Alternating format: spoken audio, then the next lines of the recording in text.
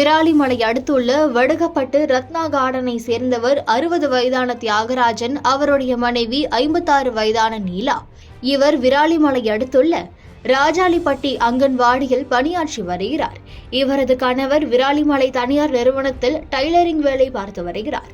இந்நிலையில் நீலா வழக்கம் போல் வெள்ளிக்கிழமை பணிக்கு சென்றுவிட்டு வீடு திரும்பிய அவர் வீட்டில் தனியாக இருந்துள்ளார்.